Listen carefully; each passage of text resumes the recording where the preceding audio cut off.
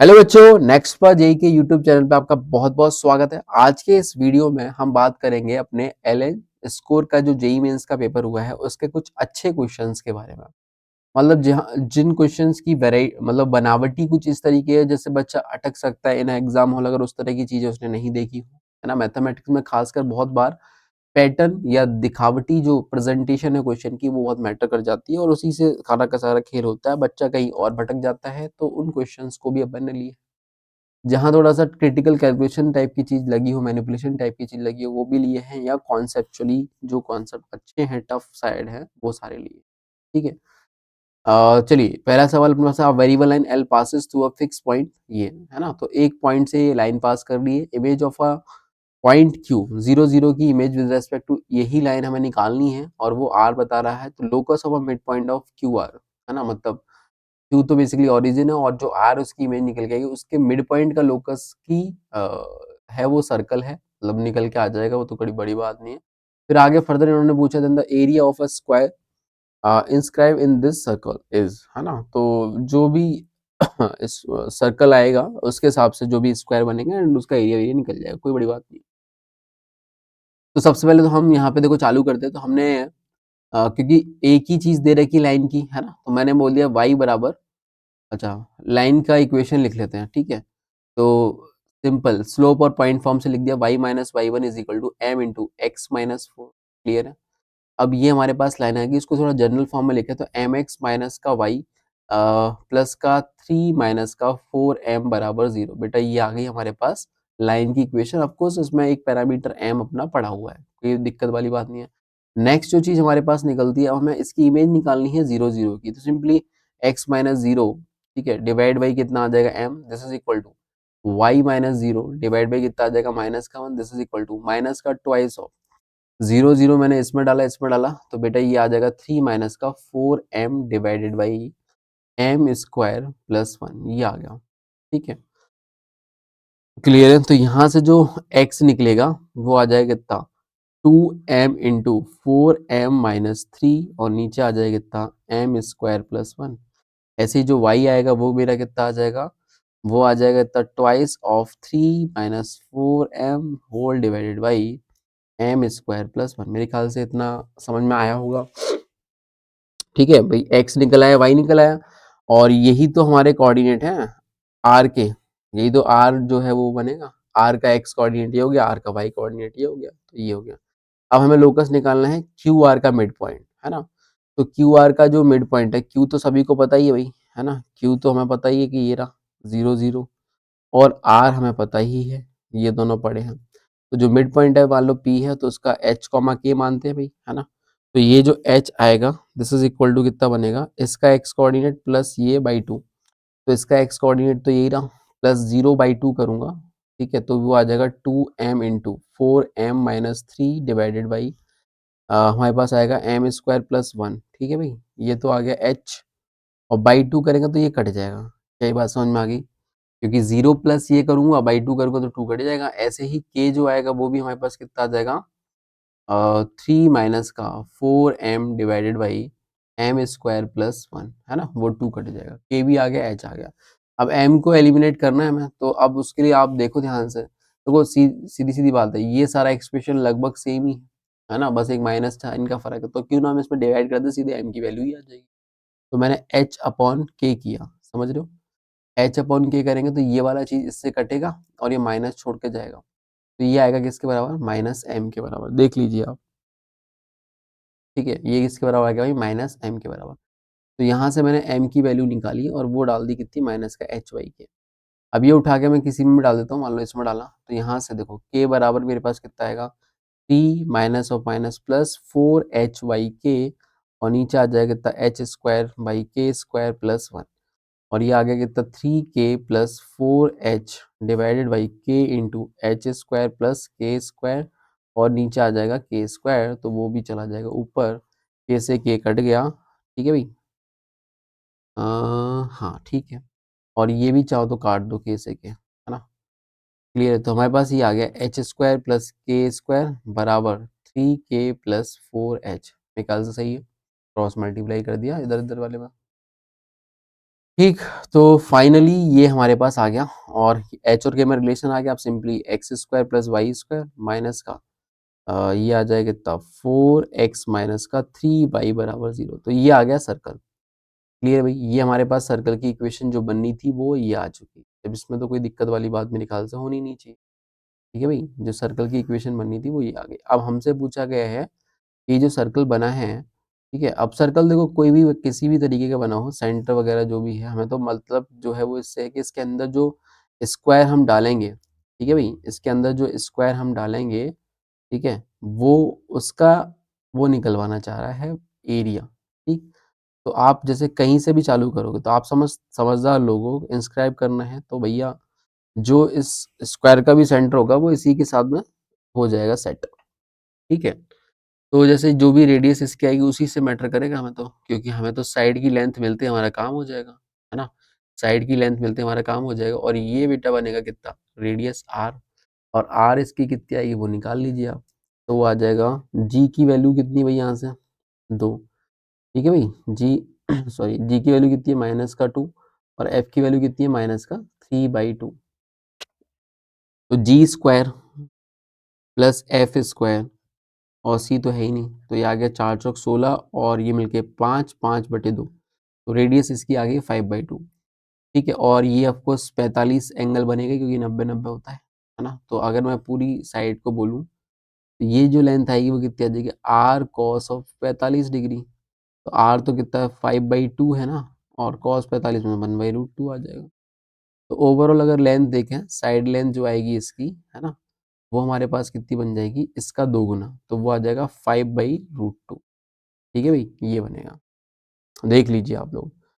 तो फिर हमारा जो एरिया बनेगा, है ना, वो हमारे पास क्या हो जाएगा, required area of course that this is equal to side square, और साइड कितनी है 5/√2 का स्क्वायर कर दीजिए आप, तो वो आ जाएगा 25/2 स्क्वायर यूनिट। तो ऑप्शन नंबर बी जो है हमारा करेक्ट हो जाएगा। चलिए नेक्स्ट क्वेश्चन पे देखें।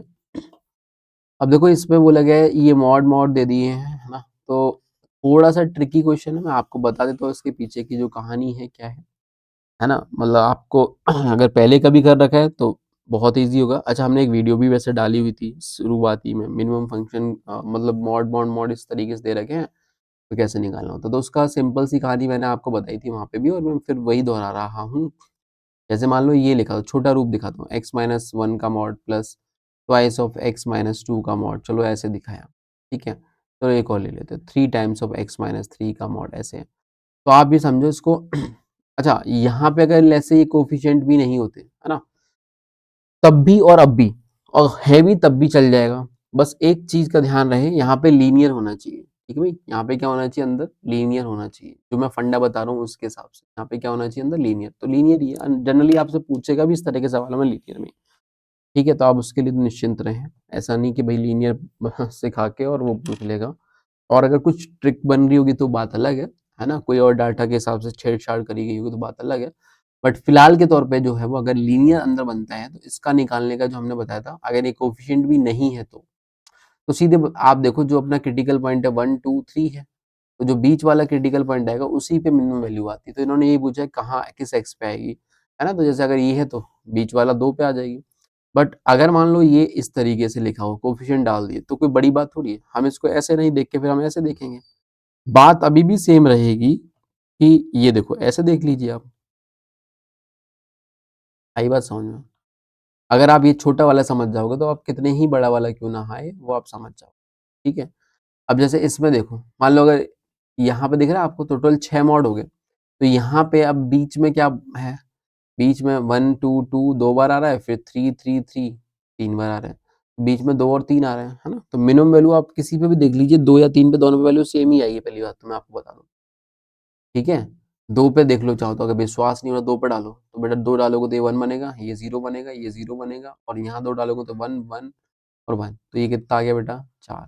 3 डालूंगा अगर मैं इसमें तो देखो यहाँ पे ये 2 बनेगा, ये 1 बनेगा, ये 1 बनेगा, और ये 0 0 0, तो ये भी देखो 4 आया कि नहीं आया। मैं आपसे बोल रहा हूँ जो मिड पे है ना वैल्यू, अच्छा अब इवन नंबर उठाऊंगा तो 2 मिड आएगा, तो इनमें से किसी पे भी निकाल लो आ जाता है मिनिमम वैल्यू। मिनिमम वैल्यू इसी पे क्यों आता है वो आप समझदार हो ही यार। जैसे अगर मान लो 3 का ग्राफ होता है तो आपको पता है इस तरह की चोंच बनती है, ठीक है? तो चोंच क्यों बनती है कि भाई आगे तो ग्राफ बढ़ना ही है ना? क्योंकि सब मॉड के बीच में प्लस साइन ही है। तो मैंने जो कंडीशन बताई थी वो पहली कंडीशन ये थी कि अंदर लीनियर होना चाहिए, दूसरी कंडीशन यहाँ पे प्लस साइन होना चाहिए, बाकी कोफिशिएंट कितने लगे हों क्योंकि हम उसको इस तरीके से तोड़ के लिख सकते हैं ना, इस तरीके से तोड़ के लिख सकते हैं। आई बात समझ में? तो बस मेरे को अब क्योंकि ये छोटा है तो मैंने ऐसे ही देख लिया, और अगर नहीं भी छोटा होता तो कोई बड़ी बात थोड़ी थी। मुझे तो बस ये देखना है कि जैसे इसका क्रिटिकल पॉइंट 1 जो कि एक बार है, 2 जो है वो 2 बार आ रहा है और 3 जो है वो 3 बार आ रहा है, ठीक है? तो अल्टीमेटली अगर आप देखो तो 1, 2, 3 तो टोटल सम कितना हो गया 1 + 2 + 3 6 ही हो गया ना? 6 ही क्रिटिकल पॉइंट है, एक तरीके से देखा जाए तो, ठीक है? तो 6 का मतलब क्या हुआ, मिड जो है वो आप समझ रहे हो कि भैया इवन है तो बीच में 2 आएँगे ही आएँगे, है ना? तो वो 3 नंबर थर्ड टर्म जो आएगा वो और फोर्थ टर्म जो आएगा वो। बात समझ में आ रही है कि नहीं आ रही है? इनमें से कोई भी डाल दोगे तो अपना काम चल जाएगा। अब इसी कॉन्सेप्ट को अगर हम बेटा यहाँ पे ही इस्तेमाल करें, तो आप ज़रा गौर से देखिए, ठीक है? अच्छा मैंने यहाँ पे क्या बोला थर्ड टर्म, फोर्थ टर्म डाल दो। अब थर्ड टर्म, फोर्थ टर्म कैसे निकलेगा? सिंपली बात है भाई, है ना? आप थोड़ा बहुत हिसाब-किताब लगाओगे आपको दिख जाएगा। दिख रहा है ना आपको 1 जो थर्ड टर्म है वो 2 आ रहा है। समझ में आ रहा है? T3 जो है वो 2 आ रहा है और जो फोर्थ टर्म है वो 3 आ रहा है। तो मैंने बोला था 2 और 3 किसी पे भी निकाल लीजिए आप। खैर अब जैसे मैं यहाँ देखूँ तो यहाँ पे कितने मॉड आएंगे तब समझते हैं। क्रिटिकल पॉइंट 1 वाले के साथ में 1 है, 2 वाले के साथ में 2 है, 3 वाले के साथ में 3 है, समझ रहे हो आप? 10 वाले के साथ में 10 है।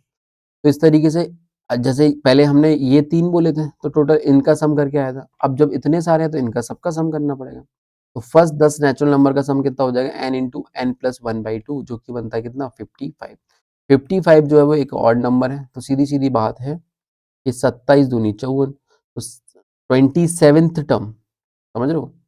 27th टर्म, 28th टर्म और 29th टर्म ऐसे करके आएगा और इधर भी आएंगे इधर भी आएंगे। तो 28th वाला जो है ना ये मिडिल टर्म बनेगा।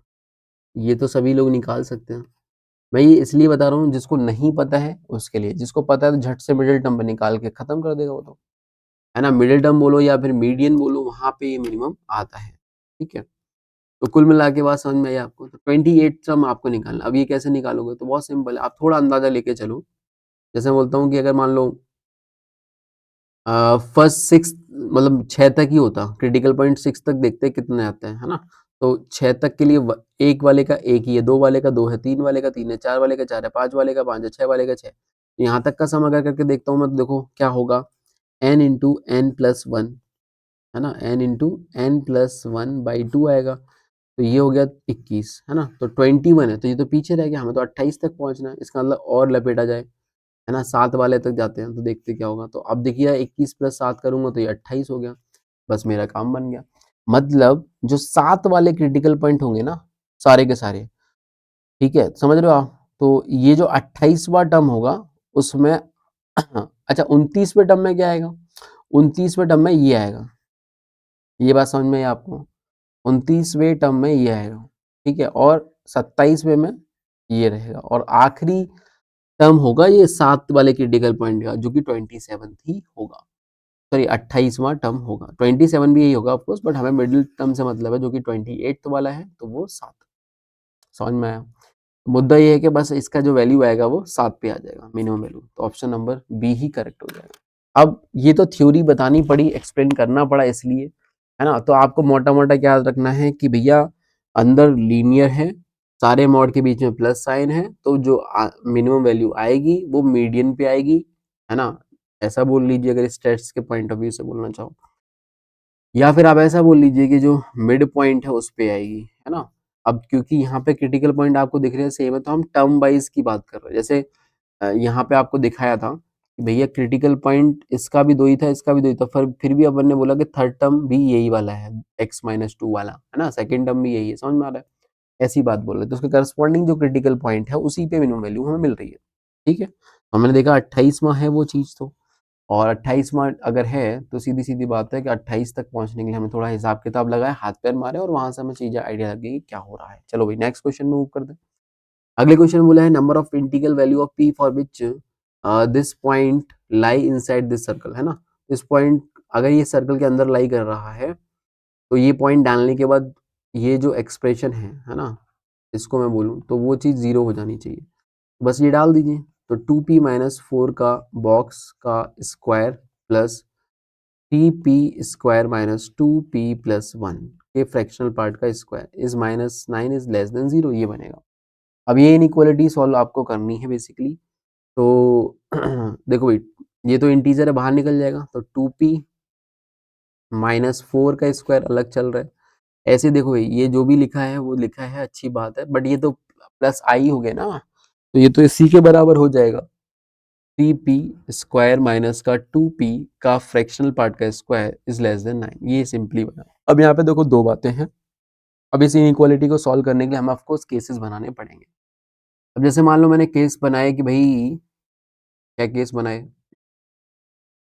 कि p कैसा है ना, p पे डिपेंडेंसी ही हमें आगे लेके जाएगी। p कैसा है, और p कैसा है, क्या क्या मतलब है, इंटीजर है या फिर नॉन इंटीजर है, ऐसे सोच लेते हैं। ठीक है भाई, जैसे मैंने बोला कि भाई चलो ठीक है, p इंटीजर, चलो इंटीजर नहीं है ना, अगर मैं इसकी बात करूं, ठीक है, दो बातें बना ली। If p doesn't belong to integer, अगर p इंटीजर से बिलोंग नहीं करेगा, ठीक है, तो मेरी बात सुनना जरा ध्यान से। जो भी फ्रैक्शनल पार्ट है ना, ये तो आप सभी लोग समझते हैं कि भाई ये अगर p इंटीजर नहीं है, ठीक है, तो 3p² माइनस 2p का फ्रैक्शनल पार्ट 0 कब होगा, वो तब होगा जब ये वाली चीज इंटीजर बने। तो हो सकता है कभी बन जाए कभी नहीं बने, जो भी है। तो इसकी रेंज आपको पता होती है भाई, 0 से लेके 1 तक जाती है ना, तो मैं तो पूरा रेंज इसको दे रहा हूँ, मान लो जो भी है ना। तो 0 से 1 जाएगा, स्क्वायर करेंगे अगेन 0 से 1, तो ये वाला पार्ट तो 0 से 1 ही है। अब इसकी बात कर लेते हैं, अगर मान लो p इंटीजर नहीं है ना, तो ऑब्वियस सी बात है कि कुछ भी हो सकता है। मान लो p हो जाए 1/7 हो जाए, अगर 1/7 हो जाता तो यहाँ डालूंगा तो इसकी वैल्यू 0 आ जाएगी, 0 डालूंगा तो बेटा ये -4 का स्क्वायर होगा और वो 16 बन जाएगा। 16 में कुछ पॉजिटिव वैल्यू जोड़ने के बाद भी 9 से छोटा तो नहीं होने वाला। ठीक है, तो ये जस्ट एक ऐसे मैंने केस दिखाया। बट कोई बोलेगा सर अब एक काम कर लेते हैं ना, इसका मैग्नीट्यूड कम कर लेते हैं। इसका मैग्नीट्यूड भाई, इसका मैग्नीट्यूड कम कर लेते हैं। इट मीन्स कि भाई हम कुछ ऐसा कर देते हैं कि भाई ये वाली जो चीज है 1 बन जाए। ठीक है, मतलब मैग्नीट्यूड इसका कम करना है। आप सोचो नहीं -1 बना दूंगा भाई, तो -1 बना के तो तू 25 पहुंचा देगा, तो जब 16 ही पार नहीं पड़ रहा तो 25 कहाँ से ले जाएगा। तो थोड़ा बुद्धि लगा के हमको काम करना होगा। मान लो मैंने बोला कि 1 पहुंचा, फॉर एग्जाम्पल, तो ये 1 पहुंचाने पे भी देखो क्या होगा, 9 बन जाएगा। ठीक है भाई, और 9 में से कुछ पॉजिटिव फिर से जोड़ोगे आप, तो जाहिर सी बात है ये फिर से 9 से छोटा होने वाला नहीं, यहाँ पे भी काम नहीं बनेगा। फिर कोई बोले चलो 1 नहीं बोल के सर 2 पहुंचा देते इसको, 2, तो 2p का जो बॉक्स है अगर वो आप 2 पहुंचा रहे हो, ठीक है भाई, क्या पहुंचा रहे हो आप, 2 पहुंचा रहे हो, तो 2 डालने पे क्या होगा, 2 2 जगह 4, और 4 प्लस ये मिला के, हाँ ये हो सकता है। बट अब देख लेता हूँ कि भाई 2p अगर 2 है तो उसके करस्पॉन्डिंग चीजें आ रही हैं कि नहीं आ रही। अच्छा बट हमसे, अरे फिर तो भटक गए यार, है ना। सवाल में देखो ऑलरेडी दे रखा था number of integral value of p। ये काम देखो आपके साथ में भी एग्जाम में हो सकता है, तो आपको ये भी ध्यान रखना चाहिए। अब जब इन्होंने इंटीजर ही वैल्यू पूछा तो हम काय को पंचायती करें। हालांकि सॉल्यूशन अगर प्रॉपर निकालना हो तो आप ऐसे ही चलोगे, मेरी बात सुन रहे हो आप। अगर सॉल्यूशन आपको प्रॉपर निकालना है तो फिर आपको ऐसे ही चलना पड़ेगा, क्योंकि यहाँ पे आ जाएगा। जैसे 2p का बॉक्स बराबर 2 किया तो ऑब्वियस सी बात है 2p की value less than 3 and greater than equal to 2 तो चलेगी, तो यहाँ से p is less than 3/2 and greater than equal to 1 आ ही जाएगा। बात समझ में आ रही है ना। रही बात इंटीजर और वो सब करने की, तो वो आप चाहो तो यहाँ पे ओपन लगा सकते हो, क्योंकि हमने p का इंटीजर नहीं बोला हुआ है। ठीक है भाई, तो मेरा मुद्दा क्या है, अब तो भटक ही चुके अपन, है ना, तो कोई बात नहीं, है ना, लौट के बुद्धू घर के वाली बात है। तो हमने बोला क्वेश्चन को ढंग से पढ़िए आप। ठीक है, तो p अगर इंटीजर ही है तो हम सीधे सीधे उसी के लिए सॉल्व करें ना यार, फिर तो इतना सवाल में इतना कोई लोड बचा नहीं, है ना। अगर p इंटीजर है तो सीधी बात है 2p भी इंटीजर होगा, तो ये सिंपली 2p बन जाएगा और ये -4 का स्क्वायर आ जाएगा। और यहाँ पे देखो 3p² भी इंटीजर होगा, -2p तो ये तो निकल लिया, तो सिंपली फिर तो बहुत ही ईजी हो गया यार। मुझे लगा था कि पूरा निकालना है इस वजह से, बट अपन ने देखा कि भैया इतनी जरूरत ही नहीं है। चलो कोई बात नहीं। तो ये हो गया 2p-4 का स्क्वायर, और ये हो गया माइनस का 3 का स्क्वायर लेस देन 0, तो a² माइनस b², तो a² माइनस b² करूंगा तो a प्लस बी आ गया, और ये बेटा कितना आ गया, ये आ गया इज लेस देन ये, तो यहाँ से आ गया 2p-1, और इधर से बेटा कितना आ गया 2p-7 इज लेस देन 0। तो p बिलोंगिंग टू आ गया 1/2 से 7/2। इसके बीच में जो इंटीग्रल वैल्यू बनेगी p की, है ना, इसके बीच में जो इंटीग्रल वैल्यू बनेगी बेटा वो कितना आ जाएगा, 1 आ जाएगा, 2 आ जाएगा, 3 आ जाएगा। 3 वैल्यू हमारे पास आएंगी। तो ये तो आंसर क्या हो जाएगा इसका, बी ऑप्शन। नेक्स्ट क्वेश्चन पे देखें बेटा। अगले क्वेश्चन बोला गया था triangle ABC as a equation AB AC as this बराबर 0 where AC make right angle with the horizontal। चलो ठीक है, बेसिकली ये तो बोल रहा है कि AB और AC की ज्वाइंट इक्वेशन ये है, तो ये 0 होगा तो भैया ये भी 0 होगा, या फिर ये 0 होगा, ऐसे लिखोगे। तो रूट ऑफ एक्स माइनस 7 0 होने का मतलब सिंपली क्या आ गया भाई, एक्स माइनस मतलब एक्स बराबर 7 है एक तो लाइन, और दूसरी है ये मॉड 0 होगा मतलब अंदर वाली चीज एक्स माइनस वाई प्लस। अब इन्होंने ये जज करने के लिए कि AC makes right angle with the horizontal axis, है ना, तो जो एक्स वाई एक्सिस है उससे राइट एंगल बना रही है AC लाइन, है ना। तो उस हिसाब से अगर अपन देखें तो देखिए बेटा, जो हमारे पास AC लाइन है, ठीक, वो x बराबर 7 ही होगी, तो मान लो ये रही x बराबर 7, ठीक है भाई, ये है x बराबर 7, और ये लाइन जो है x माइनस वाई प्लस 1 बराबर 0 है, ठीक है। तो ये लाइन जो होगी वो कुछ इस तरीके से बन जाएगी, मान लो अपनी, है ना भाई, एक्स इंटरसेप्ट और वाई इंटरसेप्ट मैंने क्या क्या कर दिया, 1 1 कर दिया, ठीक, कुछ इस तरीके से ये लाइन बन गई, ठीक है भाई। देख लो आप ये बना सकते हो ना सभी को, y बराबर एक्स प्लस 1 ऐसे लिख लीजिए, पॉजिटिव 1 स्लोप है, और जो x इंटरसेप्ट है वो -1 होगा, ठीक है भाई, एक्स इंटरसेप्ट -1 और वाई इंटरसेप्ट 0 हो जाएगा। तो ये सब बातें तो चलो ठीक है, ये एक्स एक्सिस हो गया, ये वाई एक्सिस हो गया, तो यहाँ से अब तक ये तो डिसाइड हो चुका है। आगे बढ़ो। Equation of the remaining side is given by y plus 2 बराबर 0, मतलब वाई बराबर -2 ना, सीधी सीधी, तो वाई बराबर -2 मान लो ये आ गई, ठीक है भाई, तो वाई बराबर -2 की लाइन ये आ गई। तो आपको देखिए अब सारे वर्टेक्स मिल गए, एक ये है, एक ये है, और एक ये है। तो जो परपेंडिकुलर था वो AC था, तो ये आ गया, ठीक है, और equation of the remaining line ये हो ही गया, और हमारे पास ये जो था फिर AB बन जाएगा, और ये BC लाइन, सिंपली ये तो गेम हो गया। अब ये पॉइंट भी निकाल सकते हैं, जैसे A निकालना है तो x कोऑर्डिनेट तो 7 ही है, x कोऑर्डिनेट 7 यहाँ डाल दूंगा तो y 8 आ जाएगा। B निकालना है तो उसमें y कोऑर्डिनेट -2 ही है, x निकालना है तो y यहाँ -2 डाल दिया तो x -3 आ जाएगा, और अगर C निकालना है तो भैया 7 -2 है। सारे कोऑर्डिनेट निकल के हमारे पास ट्रायंगल आ गया। अब एक एक करके पढ़ते हैं। The a point P is taken AB such that AP upon PB, मतलब जो P पॉइंट है वो A के नजदीक है ना, तो यहाँ पे कहीं है P पॉइंट, और ये 4:1 के रेशियो में डिवाइड कर रहा है, ठीक है। तो आपसे शायद आगे P के कोऑर्डिनेट भी पूछे ही होंगे, है ना, निकाल ही लेते हैं एक बार। तो जैसे P के कोऑर्डिनेट में निकालता हूँ तो सेक्शन फॉर्मूला के थ्रू निकाल लेते हैं। तो 7 × 4 28 प्लस, ठीक है भाई, 1 × -3, तो ये आ गया कितना, -3, और नीचे मेरे पास कितना आ जाएगा 5, और दूसरी तरफ देखोगे तो 4 × 8 32 ही आ गया, और 1 इंटू ये तो ये -2 आ गया, और नीचे कितना आ जाएगा 5, और यहाँ से देखोगे तो 25/5 तो ये 5 आ गया, और यहाँ पे 30/5 तो ये 6 आ गया, 5,6 आ गया।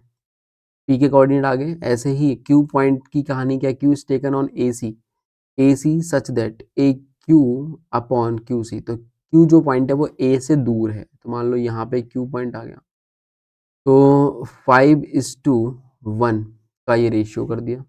एंड अगर मैं क्यू पॉइंट की बात करूं तो बेटा क्यू पॉइंट भी लिख ही देता हूँ, ठीक है, क्यू पॉइंट की बात करूं तो क्यू पॉइंट ही लिख देता हूँ। देखिए बेटा क्यू पॉइंट की क्या कथा कहानी है। सही है, ये तो सिंपल है ना, आप चाहो तो ऐसे ही लिख लीजिए, नहीं तो कोई नहीं, ऐसे लिख लीजिए। तो 5 × 7 एक्स कोऑर्डिनेट तो बेटा 7 ही रहने वाला है, इसमें तो कोई दिक्कत ही नहीं, क्योंकि है तो वो एक्स बराबर 7 पे ही, तो वाई लिखना है बस आपको। तो 5 × -2 बोलो माइनस का 10 हो जाएगा, प्लस 1 × 8 तो ये हो जाएगा डिवाइड बाई 10, ऐसा ही बोल रहा हूँ ना, 1 × 8 और 5 × -2, ठीक है। तो ये जो भी आया वो कितना आ गया, 7 कॉमा -1/5, मेरे ख्याल से सही निकाला है क्या।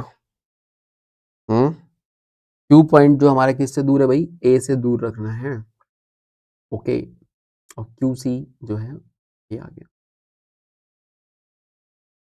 ठीक है भाई। तो कुल मिला के ये कहानी अपनी बन रही है। पी जो है इस पे ना, ठीक है, यहाँ तक तो मेरे ख्याल से ही निकल आया सब कुछ। ठीक है, अब हम आगे बढ़ते हैं। देखिए भाई, आगे बढ़ तो हमारे पास देखो आगे बढ़ने पे क्या आएगा। अच्छा, आगे हमें क्या निकालने को बोला इन्होंने, circumcentre of triangle A B C is this, है ना। अब सर्कम सेंटर कैसे निकालोगे भाई। अच्छा, राइट एंगल ट्रायंगल में तो आप ये बहुत अच्छे से जानते हो कि सर्कम सेंटर जो होता है वो हाइपोटेनियस का मिड पॉइंट होता है। तो ये रहा हाइपोटेनियस, ये रहा हाइपोटेनियस, है ना। क्या है भाई नाम इसका, ए सी। तो इसका मिड पॉइंट निकाल दो आप। तो जो ए बराबर होगा वो -3 + 7/2, मतलब बोले तो ये कितना आ जाएगा, 2।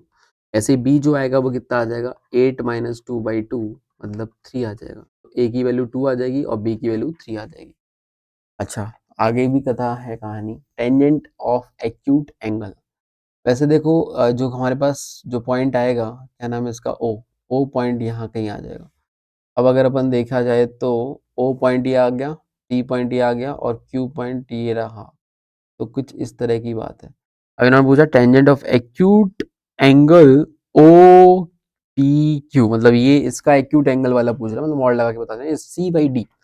और सी बाई डी जो है वो जो भी आ रहा है वो को प्राइम भी है। अच्छा, सब पूरा कुछ निकलवा लिया भाई इसने, है ना, जो जो हो सकता था।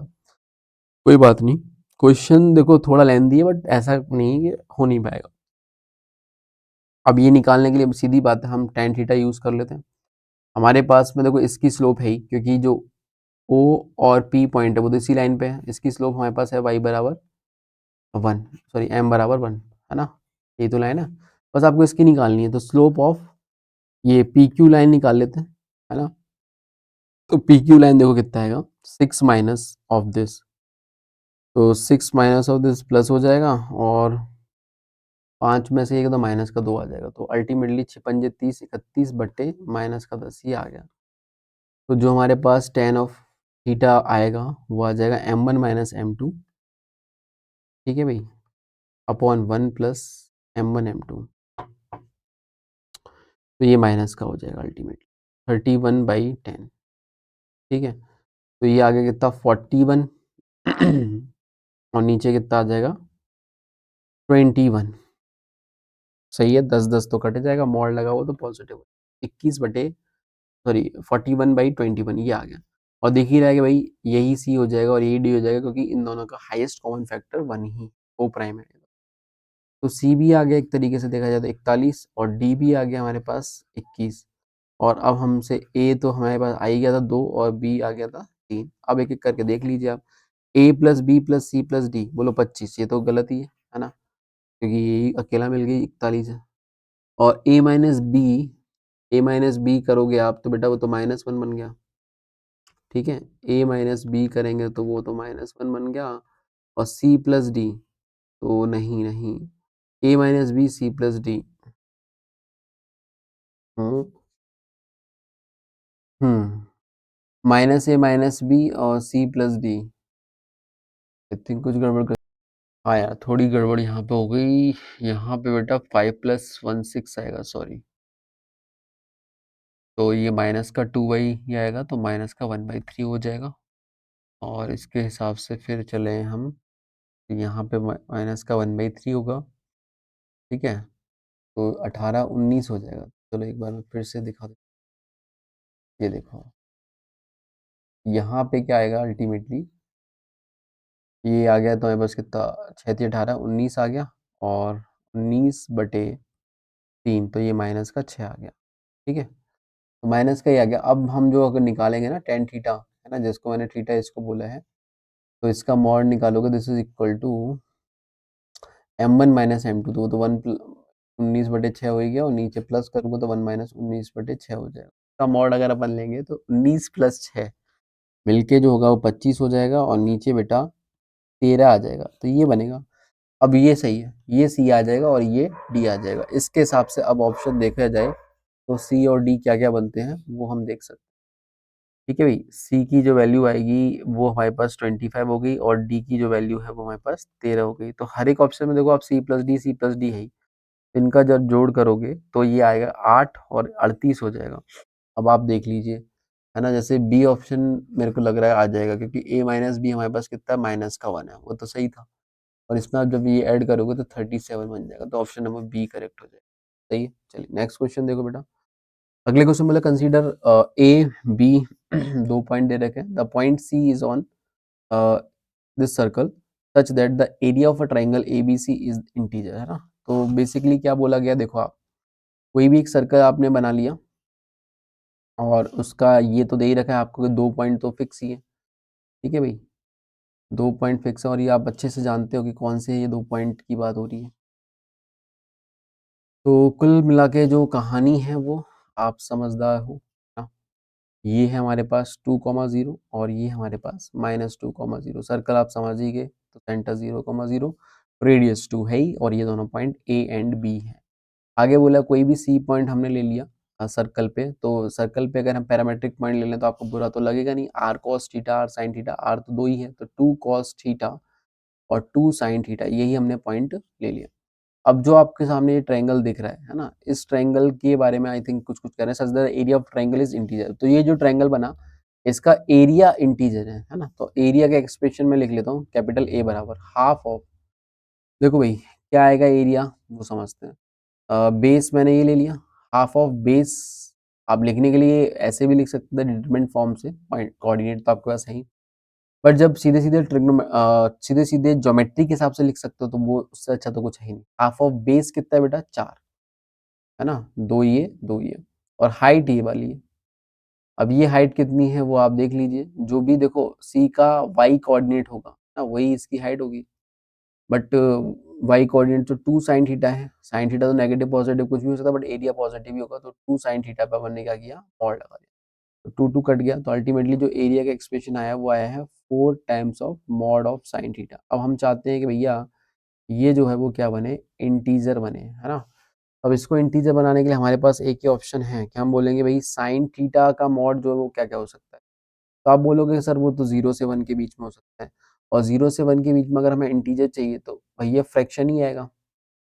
ठीक है। अच्छा एक और चीज़, क्या हम 0 ले सकते हैं एरिया, तो 0 लेने का कोई सेंस नहीं बनता। 0 लोगे तो मतलब थीटा ही 0 हो जाएगा या पाई हो जाएगा, तो अल्टीमेटली जब 0 होगा एंगल तो वो थीटा यहाँ पे आ जाएगा, है ना। क्योंकि थीटा 0 होने पे ये पॉइंट कोऑर्डिनेट कितने बनेंगे, 2,0 होएगा ना, तो वो ए के साथ ही कोइंसाइड कर जाएगा। बट सी जो है वो अलग पॉइंट है, तभी जाके ट्रायंगल बनेगा। तो आपको समझ में आता है कि 0 तो नहीं लेना। ठीक है। उसके बाद आप ऑप्शन क्या क्या बचते हैं, देखो 1/4, 2/4, इस तरह के फ्रैक्शन तो मिल ही सकते हैं ना। 3/4, 4/4, ये सारे मिल सकते हैं। आगे जा नहीं पाओगे, बस 1 तक की वैल्यू दे पाएगा ये। तो 4/4 1 हो चुका, तो बस खत्म बात। और कोई चारा है नहीं, है ना। और कोई चारा नहीं है, ये समझ में आ रहा है आपको। क्योंकि 4 जब मल्टीप्लाई करोगे तो ये कट जाएगा, तो 1 आ गया। ये इससे करोगे 2 इंटीजर आ गया। मेरी बात समझ में आ रही है। आप ऐसे भी देख सकते हो, आप ऐसे भी देख सकते हो कि इंटीजर बनाना है तो भैया इंटीजर पॉजिटिव इंटीजर ही बनेगा, क्योंकि मॉड लगा हुआ एरिया की बात है। तो 1 बना सकते हैं तो 1/4 आ गया, हाँ 2 बना सकते हैं तो 2/4 आ गया। ऐसे भी देख सकते हो, आपको बस जवाब मिल जाएगा। तो अभी सिंपली सवाल इस बात का रह गया कि भैया साइन थीटा का मॉड अगर मेरे पास 1/4 है, ठीक है, तो मेरे पास थीटा की कितनी वैल्यू आएंगी, 4 वैल्यूज आएंगी। ये समझ में आना चाहिए, है ना। क्यों भाई 4 वैल्यू क्यों आएंगी, तो सीधी सीधी बात है बेटा कि देखो जब देखो साइन थीटा, यहाँ से दो बातें होगी। साइन थीटा तो हमारे पास प्लस माइनस ऑफ 1/4, क्योंकि ये सभी के साथ आगे भी ऐसा ही होगा। तो जब साइन थीटा 1/4 होगा तो साइन थीटा 1/4 होने का मतलब क्या है कि फर्स्ट और सेकंड क्वाड्रेंट में एंगल बनेगा। तो फर्स्ट क्वाड्रेंट मान लो ये है, तो सेकंड क्वाड्रेंट में यहाँ पे आएगा। समझ में आ रहा है। सेकंड क्वाड्रेंट में पॉइंट जो है वो यहाँ पे आ जाएगा, और माइनस के साथ में थर्ड क्वाड्रेंट में और फोर्थ में बनेगा। तो थर्ड में अगर मान लो यहाँ पे, तो फोर्थ में यहाँ आएगा। ऐसे ही 2/4 के साथ में भी यही कहानी रहेगी, है ना। 2/4 के साथ में आप करोगे, है ना, तो 2/4 के साथ में करोगे तो साइन थीटा क्या आएगा अपने पास, प्लस माइनस ऑफ 1/2 ही तो आएगा 2/4। तो आपको यहाँ से तो एंगल सारे ही पता है। फर्स्ट क्वाड्रेंट में π/6 आएगा, सेकंड क्वाड्रेंट में 5 π/6 आएगा, सही है ना। थर्ड क्वाड्रेंट में 5 प्लस π/6 आएगा, सेवंथ कहाँ से आएगा, फोर्थ क्वाड्रेंट में 2 π माइनस π/6 आएगा। तो ये सारे एंगल आएंगे नहीं आएंगे। ठीक है भाई, तो कुल मिला के 4 एंगल इधर, तो 4 सॉल्यूशन इसके, 4 इसके, 4 इसके, तो ये तो हो गया 12 सॉल्यूशन। अब ये देखो रही इंटीजर की बात, 4/4 मतलब 1। तो आप समझते हो भाई साइन थीटा का मॉड अगर 1 बनता है तो साइन थीटा जो होगा वो +-1 बनेगा। और साइन थीटा +-1 बनेगा, इसका मतलब क्या हुआ कि वो दो ही ऑप्शन बनते हैं कि वो या तो एंगल यहाँ पे ले रहा होगा या फिर यहाँ पे ले रहा होगा। 1 लेने के लिए यहाँ पे आएगा और -1 लेने के लिए यहाँ पे आएगा। याद है ना, 4n + 1 π/2। ठीक है भाई, +1 कहाँ लेता है, 4n + 1 π/2। ठीक। और अच्छा, ऐसे तो बहुत सारे एंगल आएंगे बट पॉइंट तो एक ही आएगा ना, बार बार घूम घूम के इधर ही बैठा रहेगा, उससे क्या लेने देना है ना। पॉइंट तो एक ही आएगा अगर पॉजिटिव के हिसाब से देखें, और नेगेटिव के हिसाब से देखोगे तो पॉइंट दूसरा यहाँ पे भी एक ही आएगा। वहां पे क्या हो रहा था, कुछ इस तरह की बात हो रही थी। ठीक है, अब जब थीटा तुम्हारे पास π/2 के टर्म्स में आ गया, ठीक है, 4n + 1 π/2 टाइप का या 4n + 3 π/2 टाइप का, तो वो यहाँ वाई एक्सिस पे पॉइंट मिलेंगे, तो इसके हिसाब से 2 पॉइंट मिलेंगे। तो टोटल जो पॉइंट मिले हमें वो 4 तिया 12 और +2 14 पॉइंट्स मिले। तो इन्होंने यही पूछा था कि भैया, if n is the number of such point on the circle then the area of enclosed by this circle. तो बेटा n की वैल्यू हमें पता चली गई कि फिर हमारे पास जो बनेगा, जो एरिया हमें निकालना है वो किसका निकालना होगा, mod of x plus mod of y बराबर 14 का। और इसका ग्राफ आपको बहुत ही आसानी से आता है। ठीक है, क्या बनाते हैं देखें, जैसे ये है ना, तो आपके पास mod of x plus mod of y बराबर 14, इसके बारे में तो खूब पता है ना। इस तरीके से बन जाएगा, स्क्वायर बन जाएगा। तो इस राइट एंगल ट्रायंगल का एरिया का 4 टाइम्स कर दीजिए, हाफ ऑफ, ये भी 14,0 पॉइंट है, ये हमारा 0,14 पॉइंट, हाफ ऑफ बेस हो गया 14 और हाइट भी हो गई 14। तो बेटा ये कट के ऐसा हो गया, तो 14 का स्क्वायर इंटू 2 आ जाएगा, 14 का स्क्वायर हो गया 196 इंटू 2, तो 2 चिंग 12 के 2 हाथों लगी 1, 2 में 18 19, 2 एकम 2 और 3 392, ये आंसर आ गया है ना। तो ये अपना आंसर बन जाएगा। नेक्स्ट क्वेश्चन, अगले क्वेश्चन में अगर आप गौर से देखिएगा तो ABC are the root of this equation है ना, देन द वैल्यू ऑफ, ये डिटरमिनेंट की वैल्यू पूछी गई। अब समझने वाली बात क्या है, ये डिटरमिनेंट है क्या, है ना। तो जब भी डिटरमिनेंट में अंदर वाले टर्म बहुत भारी भरकम दिखे तो सिंप्लीफिकेशन एक ऑप्शन होता है। कुछ ऑप्शन ऐसे होते हैं कि भैया एबीसी रूट है तो डाल डाल के इसमें डाल देंगे वैल्यू और फिर देखो शायद कुछ बन जाए। तो आपको समझ में आता है कि ए जब डालूंगा ना तो ए में एक इक्वेशन मिलेगी 2aq प्लस अल्फा ए प्लस बीटा, समझ रहे हो आप। ए डालूंगा तो इसमें एक इक्वेशन मिल जाएगी 2aq प्लस अल्फा ए प्लस बीटा बराबर 0, है ना। अब यहाँ पे देख रहे हो आप कि यहाँ तो ए स्क्वायर प्लस 2bc दिख रहा है, तो इसका तो कोई तालमेल यहाँ पे पर्टिकुलर एक इक्वेशन से तो नहीं बैठ रहा। मैं दोनों को और लिखूं फिर उससे कुछ बनाने की ट्राई करूं, इतने में तो शाम हो जाएगी, है ना। तो भैया दूसरा ऑप्शन हमारे पास दिमाग में आना चाहिए कि मैट्रिक्स को हम, क्या हम दो मैट्रिक्स के प्रोडक्ट के फॉर्म में तोड़ सकते हैं या नहीं। तो जवाब आपको मिल जाएगा, हाँ थोड़ा तोड़ने का ट्राई करना चाहिए। देखो मैं आपको बता दूं, फंडा यही है, जब भी इस तरह की मैट्रिक्स आप डिटरमिनेंट देखे गंदी सी जो एलिमेंट उसके अंदर पड़े हैं, तो हमें कोशिश करनी चाहिए कि उस डिटरमिनेंट को दो डिटरमिनेंट के प्रोडक्ट के फॉर्म में तोड़ें। मतलब आप मल्टीप्लाई तो खूब करे होगे ऑफ कोर्स, ठीक है, बट आपको आज उल्टा काम करना होता है। अब वो कैसे करेंगे, अगर आपने कभी नहीं करा है बेटा तो आप देखें मेरे साथ, और कर लिया है तो मैं चाहूंगा बिना देखे आप इसको अब अंजाम तक पहुंचाएं।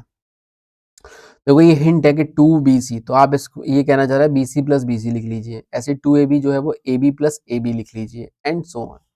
अगर मैं यहाँ पे देखूं बेटा तो ध्यान से देखें आप, ए स्क्वायर, अब मैं इसको इस तरीके से तोड़ूंगा, देखना आप, ठीक है, ये तो हटा दूँ, यहीं तोड़ देता हूँ। तो मैंने बोला दो 3x3 की डिटरमिनेंट के प्रोडक्ट में मैं तोड़ने जा रहा हूँ। तो भाई आर क्रॉस कैसे हम मल्टीप्लाई करेंगे, आर क्रॉस सी, मतलब पहले का रो और दूसरे का कॉलम, इस तरीके से, मतलब कर तो किसी भी तरीके से सकते हो, कोई फर्क नहीं पड़ता, बट ये ज्यादा अच्छा लगता है ना, तो इसलिए। तो अब देखो कैसे होगा, ये ए स्क्वायर कैसे जनरेट हुआ होगा, है ना। ए दिख रहा है आपको, पहला ये टर्म देखो आप, तो पहला यहाँ देखो आप, A square plus B C plus C B, चलो ऐसे लिख लेता हूँ, ए इंटू ए दिख रहा है आपको, ये तो मैं बहुत खोल के दिखा रहा हूँ आपको। अब मैं ये बोल रहा हूँ कि ए बी सी, मान लो मैंने एक डिटरमिनेंट में डाल दी, जैसे रो वाइज चल रहा हूँ ना, पहले की रो दूसरे का कॉलम, तो ए बी सी इसमें डाल दिया। अब कॉलम में मैं डालने वाला हूँ एलिमेंट, देखने हैं कॉलम में, अब मेरे को बुद्धि चलेगी कि जैसे मैंने ए बी सी इसमें डाल दिया तो थोड़ा सिमेट्रिक रखने का ट्राई करो। अब ये नहीं कि भाई ए ले लिया फिर सी ले लिया, फिर सी ले लिया। ठीक है, करने को तो आप वो भी कर सकते हो, बट आपको ये पता होना चाहिए कि ए बी सी डालूंगा, हो सकता है जो इंपॉर्टेंट सर्कुलेंट मैंने सीख रखे हैं उनमें चला जाए। अपने पैर कुल्हाड़ी नहीं मारनी है ना। ऐसे तो तोड़ने के इनफाइनाइट तरीके हो सकते हैं भाई, ये ध्यान रहे, इनफाइनाइट तरीके हो सकते हैं। ठीक है, दो डिटरमिनेंट, एक डिटरमिनेंट को दो डिटरमिनेंट के प्रोडक्ट में तोड़ने के इनफाइनाइट वेज हो सकते हैं, बट अपने को अपने का फायदा वाला चुनना है। समझ में आया? तो मैंने इसे ए बी सी लिया। अब मुझे दिख रहा है कि यहाँ पे ए सी बी है ना, तो ए से किया और फिर बी को सी की जरूरत और सी को बी की जरूरत, लो हो गया फिट। अब जैसे मुझे अगला टर्म बनाना है, समझना, अगला टर्म मतलब ये वाला बनाना है, तो सी स्क्वायर प्लस, अगले टर्म में क्या कहानी है, C square plus A B plus B A. चलो ऐसे देख लो आप, तो मैं बोलूंगा सी स्क्वायर जनरेट होने के लिए ये तो तीसरे नंबर पे, तो सी यहाँ पे आना चाहिए, तो ये मस्त सी स्क्वायर हो गया। अब बी के साथ में ए आना चाहिए, ए के साथ में बी आना चाहिए, लो ये भी सेट हो गया। अब अगली कहानी क्या है, बी स्क्वायर प्लस टू ए सी, है ना, तो बी स्क्वायर प्लस टू ए सी, है ना, तो उसको आपने कैसे देखिया, ए सी प्लस सी ए, तो आप देखोगे सर बी स्क्वायर कैसे सेट होगा, बी तो इस वाले सेट होगा, यहाँ बी डाल दिया और ए के साथ में देखो ऐसे ही तो मल्टीप्लाई करोगे ना, रो कॉलम, तो ए सी आ गया और एक और बार ए सी चाहिए तो बोलो ऐसे सी यहाँ पे, तो ए यहाँ डाल दिया और बी भी सेट होता है, एक मैट्रिक्स। और ये देखो इंपॉर्टेंट सर्कुलेंट है, ए बी सी ए बी, समझ रहे हो आप बात को, ये एक इंपॉर्टेंट सर्कुलेंट है। अब इसके बाकी के एलिमेंट देख लो, अब जैसे बी स्क्वायर प्लस टू ए सी, अब देखो इसमें ये फिट हो चुका है। ठीक है, अब इसमें फिट हो चुका है तो मस्त हो जाएगा। जैसे यहाँ बी स्क्वायर है ना, तो आप देखो बी यहाँ पे है ना थर्ड वाले में, तो यहाँ डालिए आप बी। ठीक, उसके बाद सी है, अब तो बेधड़क ए डाल दीजिए, यहाँ भी डाल दीजिए, कोई दिक्कत नहीं। एक मिनट, बी स्क्वायर चाहिए था वो आपको यहाँ से यहाँ मिल गया, उसके बाद सी ए मिला, और उसके बाद आपको फिर से जो चाहिए है वो सी ए ही चाहिए, तो यहाँ पे सी डालना पड़ेगा, है ना, थोड़ा सिमेट्रिक है, आपको दिख भी रहा है वैसे तो। इसके बाद तो बेटा देखो बच्चा रुकता नहीं है, सीधे कर डालता है। ठीक है, अब ये आखिरी वाला जो बच गया है ये भी फिल हो जाएगा।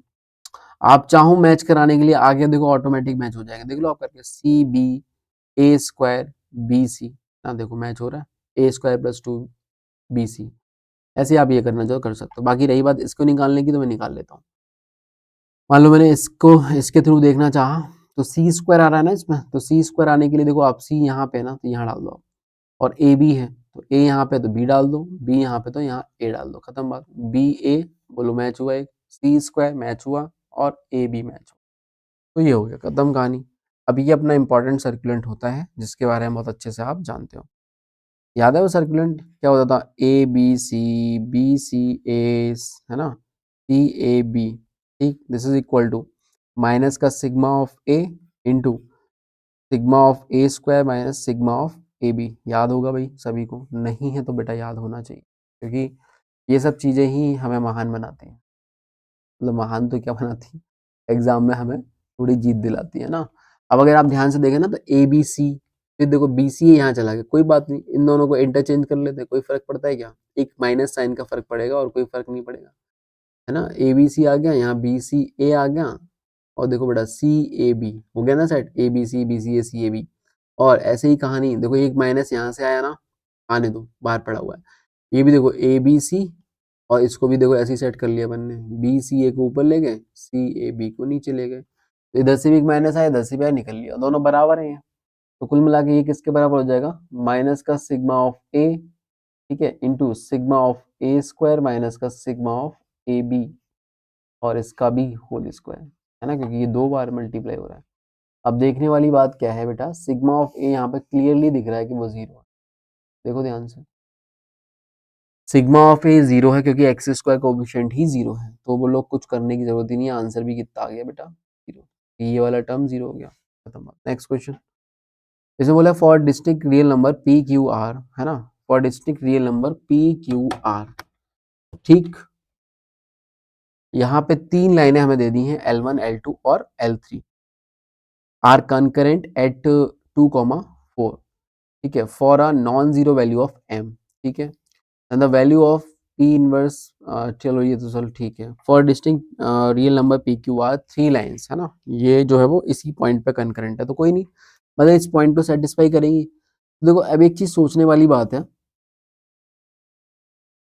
ठीक है भाई, x की जगह पे 2 डाल दो आप तो। जैसे पहली इक्वेशन देखना तो ये आएगा 2p प्लस y की जगह मैंने 4 डाल दिया, 2p प्लस 4 बराबर mpq और प्लस का 3p। और अगर अपन ध्यान से देखें तो इसको मैं सही से लिखूं तो mpq माइनस का 3p में से 2p गया तो p ही बचेगा और माइनस का 4 बराबर 0। तो ये इक्वेशन सेम देखो, जब इसमें भी आप डालोगे ना तो सेम ऐसा ही आएगा। बस देखो फर्क क्या है, आप देख पा रहे हो, यहाँ p है, यहाँ pq है, यहाँ p है, यहाँ q है, यहाँ q क्यूब है और यहाँ मतलब इसी में अगर p की जगह आप q डाल दीजिए तो ये हो जाएगा, ऐसे ही p की जगह r डाल दीजिए तो ये वाली तीसरी वाली बन जाएगी। क्या ये बात समझ में आ रही है आपको? तो मुद्दा ये कहता है, जब भी इस तरह की चीज दिख रही है तो आप इसके करस्पॉन्डिंग एक क्यूबिक इक्वेशन मान सकते हो, है ना।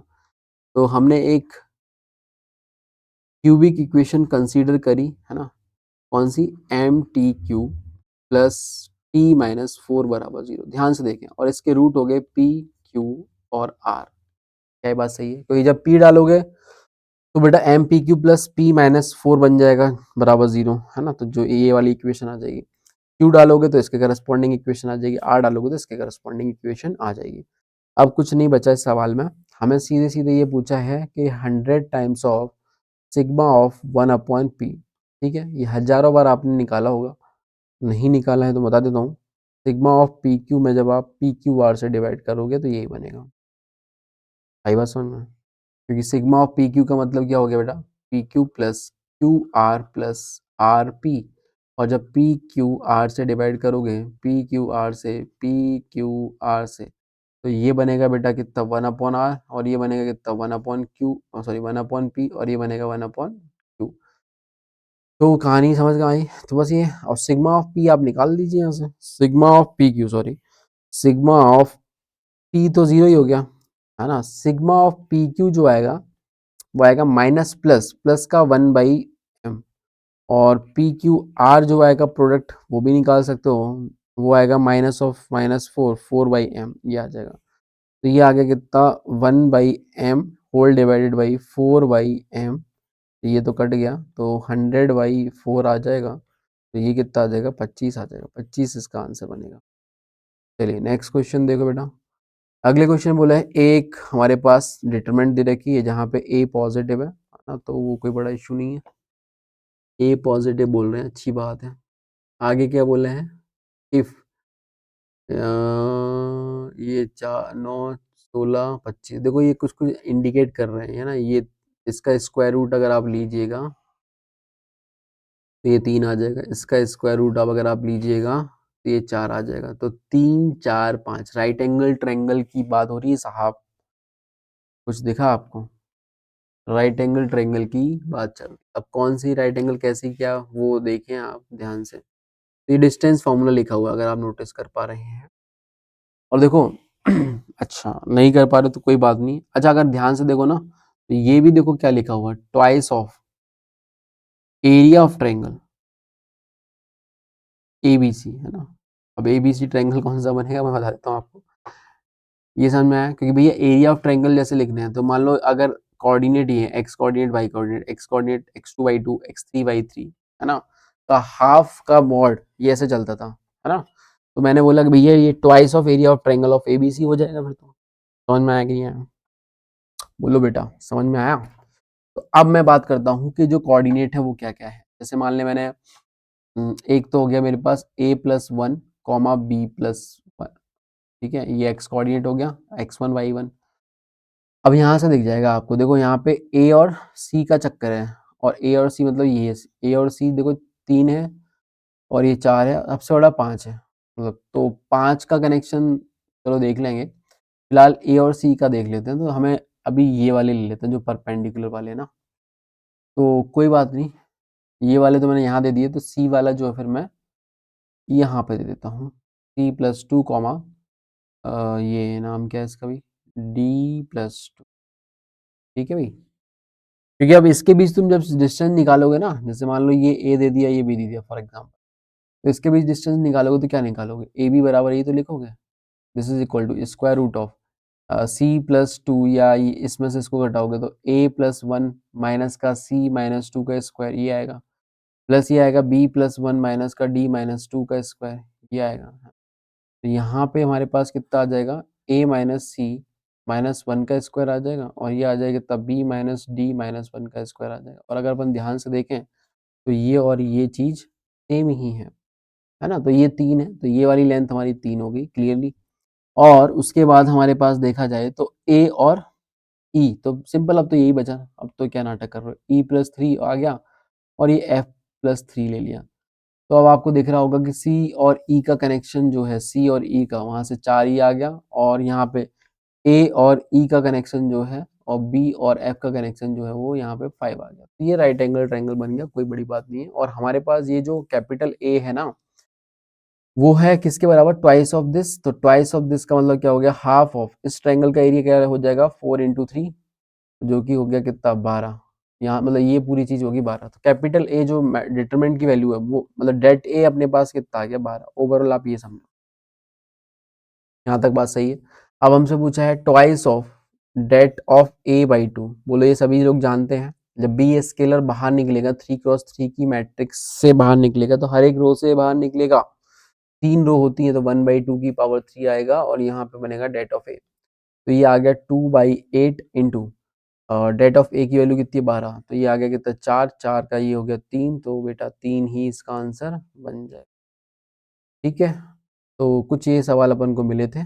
बाकी के आपको मिले तो बता देना कमेंट करके। मैं तो बोलूंगा कि हर बार जैसे पेपर आए उसके तुरंत आप हमारे टेलीग्राम चैनल है नेक्स्पा जेई के नाम से, आप पूछ भी सकते हैं, वैसे पिन रहता है हर एक डिस्क्रिप्शन में, वहाँ पे जाके आप कनेक्ट कर ले, जुड़ जाइए, और जो भी क्वेश्चन आपको लगे कि सर ये अटक रहे हैं, ठीक है, आप टॉप 10 क्वेश्चन भी बता सकते हो, क्लियर है, और हम आपके सामने हाजिर हो जाएंगे तुरंत। Thank you so much.